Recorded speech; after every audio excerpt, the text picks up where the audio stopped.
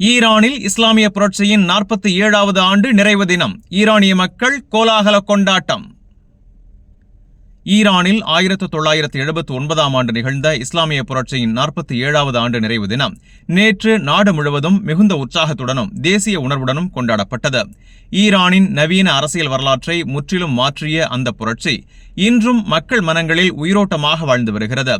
1979 பிப்ரவரி 11 அன்று பேரரசர் முகமது ரிசா பஹ்லவியின் ஆட்சி முடிவுக்கு வந்து இமாம் அயத்துல்லா குமைனியின் தலைமையில் இஸ்லாமிய குடியரசு உருவானது. அந்த வரலாற்று சம்பவத்தை நினைவுகூரும் வகையில் ஒவ்வொரு ஆண்டும் இந்த நாள் தேசிய விழாவாக அனுசரிக்கப்படுகிறது. இந்த ஆண்டு தலைநகர் தெஹரான், மஷ்ஹத், இஸ்ஃபஹான் உள்ளிட்ட பல நகரங்களில் லட்சக்கணக்கான மக்கள் பேரணிகளில் பங்கேற்றனர். தேசிய கொடிகள், புரட்சி தலைவர்களின் படங்கள், சுதந்திரம், சுயாதீனம், இஸ்லாமிய குடியரசு என்ற கோஷங்கள் எங்கும் முழங்கின. குறிப்பாக அமெரிக்கா மற்றும் இஸ்ரேல் தரப்பிலிருந்து தொடர்ச்சியாக எழுந்து வரும் போர் பதற்றங்களும் அரசியல் அழுத்தங்களும் நிலவி வரும் இந்த நேரத்திலும் ஈரான் மக்கள் எந்த பயமுமின்றி ஒன்றிணைந்து இந்த நாளை கொண்டாடியிருப்பது உலக கவனத்தை ஈர்த்துள்ளது.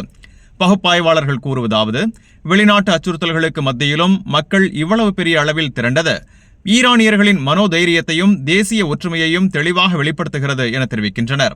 அரசு தரப்பில் உரையாற்றிய தலைவர்கள், இஸ்லாமிய புரட்சி எங்களுக்கு அரசியல் சுயாதீனத்தையும் மதிப்பையும் தன்னம்பிக்கையையும் வழங்கியது. எத்தகைய வெளிநாட்டு அழுத்தங்கள் வந்தாலும் மக்கள் ஒன்றாக நின்றால் எந்த சக்தியும் ஈரானை தளர்த்த முடியாது என்று உறுதியுடன் கூறினர். பல இஸ்லாமிய நாடுகளின் தலைவர்களும் நட்பு நாடுகளும் ஈரானுக்கு வாழ்த்துச் செய்திகளை அனுப்பி இந்த நாளை வரலாற்று சிறப்புமிக்கதாக பாராட்டினர். மொத்தத்தில் போர் பதற்றம், பொருளாதார தடைகள், அரசியல் மிரட்டல்கள் ஆகியவற்றுக்கிடையிலும் ஈரான் மக்கள் ஒருமித்த குரலில் தங்களின் அடையாளத்தையும் உறுதியையும் வெளிப்படுத்திய நாளாக இந்த 47வது ஆண்டு நிறைவு தினம் அமைந்துள்ளது.